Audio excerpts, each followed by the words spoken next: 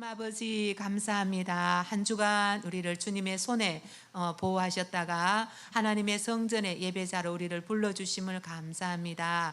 하나님, 오늘도 마음과 뜻과 정성을 다하여서 하나님을 찬양하고 예배하기를 원합니다. 이 시간 성령께서 이곳에 충만하게 역사하여 주시옵소서. 말씀을 나눌 때에 함께하여 주옵소서. 예수님의 이름으로 기도합니다. 아멘. 오늘은 사무엘상 보겠습니다. 사무엘상 7장부터 보겠습니다. 구약 성경 418면 있습니다. 은찬이 찾았나요? 418쪽 찾았나요? 구약 성경. 신약가 있는 것 같은데 보니까, 여기서 보니까 네, 구약 416면에서 그 정도 17쪽, 18쪽까지 있습니다. 자, 우리 지난 시간에는 사무엘이 이제 이스라엘 백성들을 어디에 모았어요? 어디에 모았어요?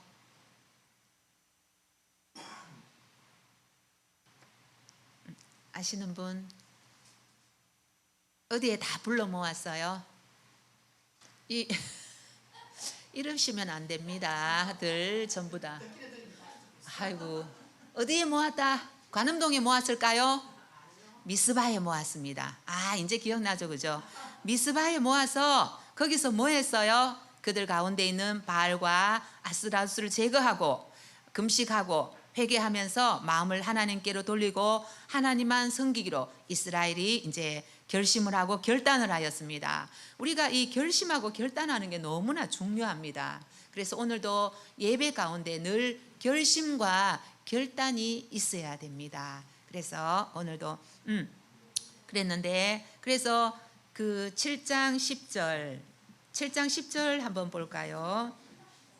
7장 10절에 보면은 사무엘이 번제를 드릴 때에 블레셋 사람이 이스라엘과 싸우려고 가까이 오매 그날에 여호와께서 블레셋 사람에게 큰 우레를 발하여 그들을 어지럽게 하시니 그들이 이스라엘 앞에서 패한지라, 이렇게 되어 있습니다.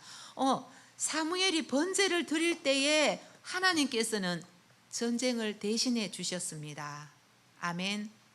우리가 예배를 드리는 것이 가장 강력한 영적 무기가 됨을 믿으시기 바랍니다. 예배는 가장 강력한 영적 무기가 됩니다. 그래서 예배를 드릴 그때에 하나님께서는 우레를 내리셔서 이스라엘 백성을 블레셋에서 구원을 하셨습니다. 그래서 이 예배가, 우리는 물론 우리 하나님께 당연히 경배를 드리는 게 우리가 예배지만, 이 예배는 우리에게 산성이 되고 방패가 되고 강력한 무기가 되는 것을 우리는 반드시 믿어야 됩니다. 자, 문제 1번을 한번 볼게요. 우리 은찬이 문제 1번 한번 읽어주세요.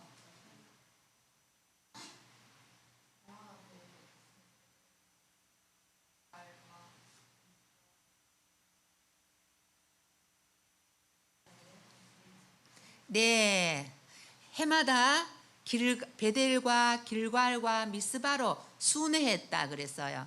순회하여서 이스라엘을 다스린 사람은, 이렇게 했습니다. 이제 이스라엘 다스린 사람이 누굴까요? 정답 볼게요. 사무엘입니다. 사무엘. 그래서 여기서 이제 베델과 길갈과 미스바로 순회하여 이스라엘을 다스렸다는 말은 이제 말씀을 가르쳤다는 의미라고 볼 수 있습니다. 이스라엘 백성을 말씀으로 가르쳤다, 이렇게 볼 수가 있습니다. 그래서 7장 15절에 보면은 사무엘이 사는 날 동안에 이스라엘을 다스렸다, 이렇게 했습니다. 그리고 자, 문제 2번을 가볼게요. 문제 2번. 자, 우리 단장님, 김민영 단장님 2번 한번 읽어주세요.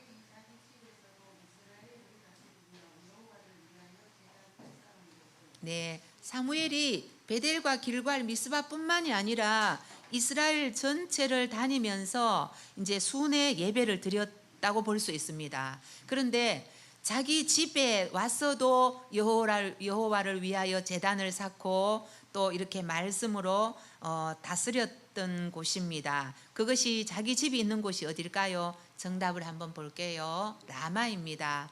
그래서 사무엘 우리 1장 1절에 보면은 그 사무엘의 아버지 엘가나가 사는 곳이 에브라임 1장 1절에 보면은 에브라임 산지 라마 다임 소빔에 이렇게 있습니다. 그래서 라마라는 곳이 사무엘이 집이 있는 곳이라고도 볼 수가 있습니다. 그래서 이 사무엘이 참 한결같이 어릴 때부터 지금까지 한결같이 하나님의 말씀을 사모하고 또 사람들에게 하나님의 말씀을 가르치고 예배를 드린 것을 볼 수가 있습니다.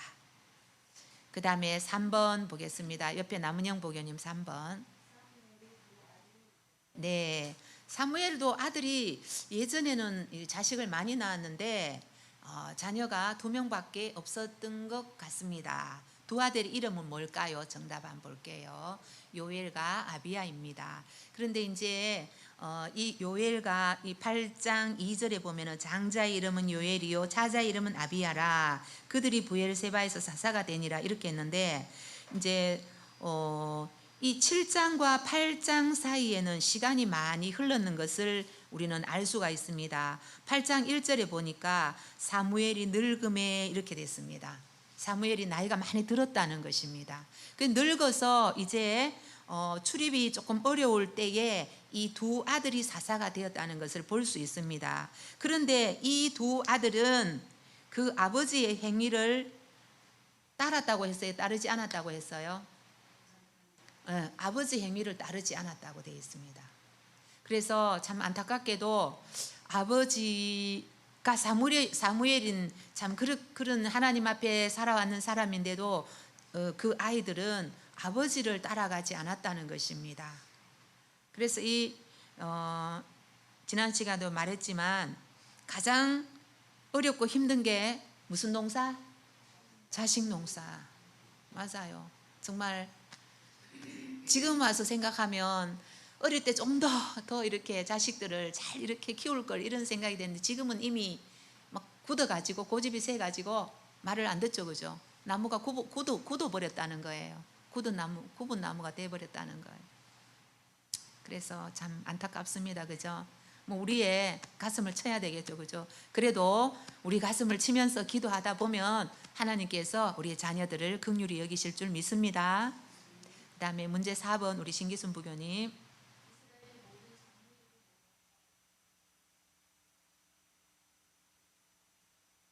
네, 이제 이스라엘 백성들이 이제 장로들이 모여서 사무엘에게 우리도 왕을 세워 주시오. 그걸 요구한 그것이 있습니다. 그것이 몇 장에 기록되어 있는가? 뭐 8장 있습니다. 정답 8장 전장에서 이제 우리에게 왕을 세워 주시오. 우리도 모든 나라와 같이 우리에게 왕을 세워서 우리를 다스리게 하소서 이런 이제 요구를 하게 됩니다. 근데 이스라엘의 실제 왕은 누구였어요? 하나님이셨어요. 하나님은 보이나요? 보이지 않나요? 안 보여요. 제가 누차 말하지만 주일학교 아이들 처음에 이제 센터에서 막 이렇게 공부하다가 하나님 애들이 교회 오면 하나님이 턱 있을 줄 알아요. 그래가지고 문 열고 선생님 하나님은 어디 있어요? 그래가지고 선생님 예수님은 어디 있어요? 센터에서 목 터지라고 예수님 하나님 이렇게 했는데 애들이 교회만 오면 하나님이 턱 이렇게 막 수염을 날리고 있을 줄 알아요. 근데 하나님은 보이지 않는 하나님입니다. 근데 보이지 않는 하나님 우리는 보는 것 같이 믿잖아요. 아멘. 예.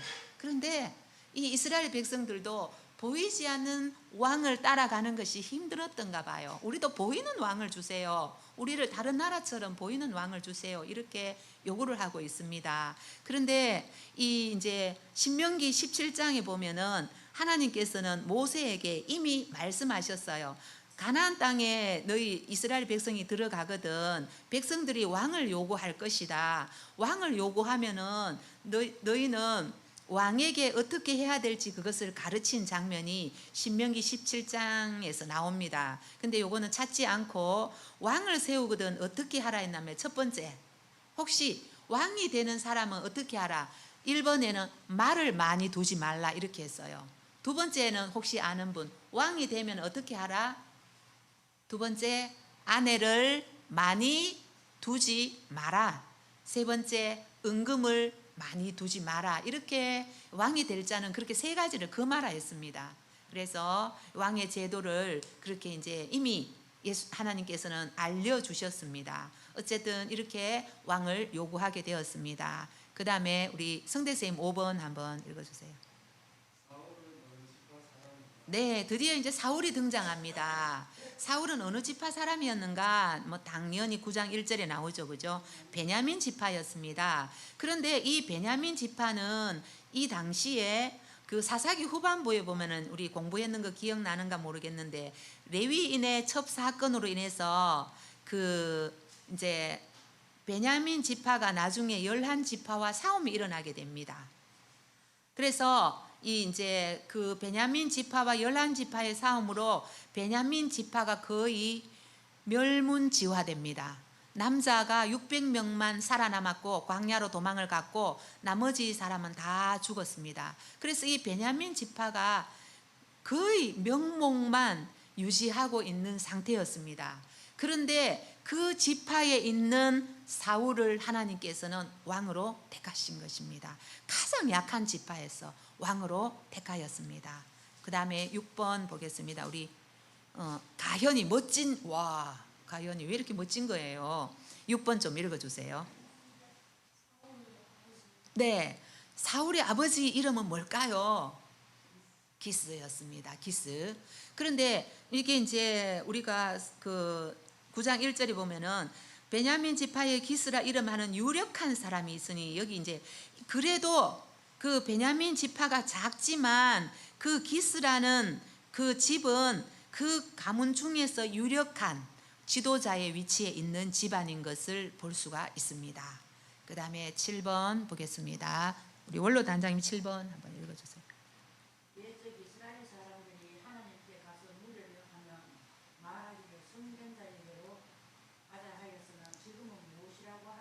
네, 그게 지금은 9장 9절에 보면은 이제 나옵니다. 9장 9절에 옛적에는 선견자라 했는데 지금은 뭐라고 한다고요? 선지자라고 한다는 거예요. 그래서 여기 선지자 선견자가 이렇게 비슷하지만 약간 다른 역할을 하고 있습니다. 선견자라는 것은 이 볼견자를 썼는데 미리 보는 자 이런 뜻입니다. 그러니까 하나님께 계시를 받아서 자기가 이제 알고 있는 거예요. 선견자.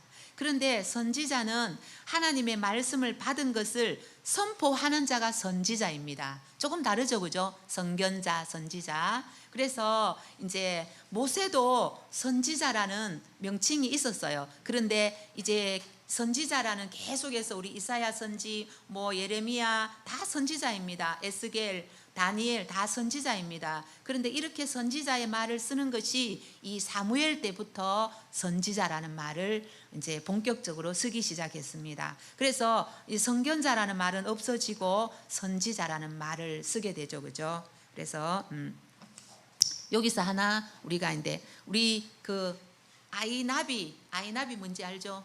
아이나비 뭘까요? 내비게이션, 내비. 그죠? 나비. 이 나비라는 말이 이 선지자에서 나왔습니다. 본다. 미리 본다. 길을 안내한다. 이렇게 해서 내비. 이렇게. 이 히브리 말의 나비라는 뜻입니다. 이게 아이나비 이렇게 됐습니다. 그리고 자, 8장 우리 신홍기 부모님 8번.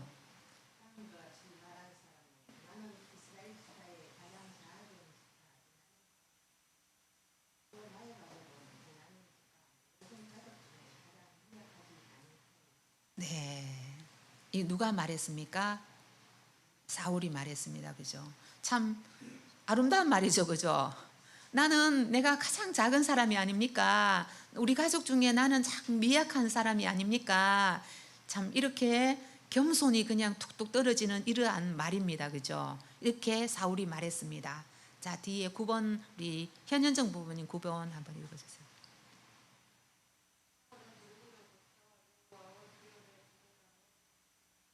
네, 사울은 이렇게 가장 정말로 뜻밖의 상상도 하지 않는 한 번도 생각해 보지 않는 이 사울에게 하나님께서는 그 사무엘을 만나게 하셔서 그 이제 나귀 새끼를 잃어버린 그것을 통해서 이제 하나님께서는 그것을 연결 고리로 통해서 이 사무엘을 만나게 하고 또 이제 기름 부음을까지 받게 됩니다. 그래서 이제 사무엘을 통해서 기름 부음을 받게 되죠, 그죠? 그래서 우리가 이 이제 조그만 그런 사건을 통해서 우리는 사람을 만나게 됩니다.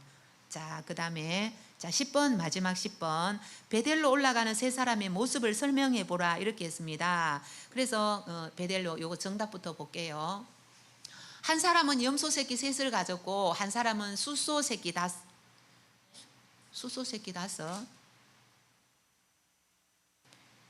떡 세 덩이인데 요거 오답입니다. 요거 셋 하나입니다. 포도주 한 가죽 부대입니다. 그래서 이렇게 이제 가는데 이것을 사울이 이 사람들을 만나게 됩니다.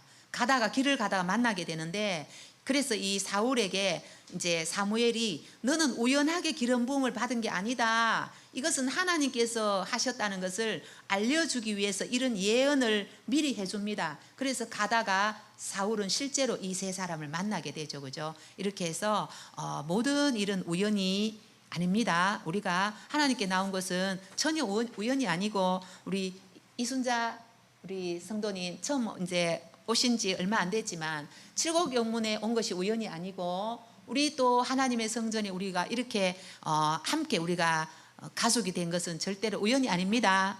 네, 하나님의 예비하심이고 하나님의 인도하심이고 하나님께서 우리 이 교회를 사수하고 이 교회를 우리가 예배의 일원이 되어서 이곳을 든든하게 세울 수 있는 그런 우리 모두가 되시기 바랍니다. 아멘.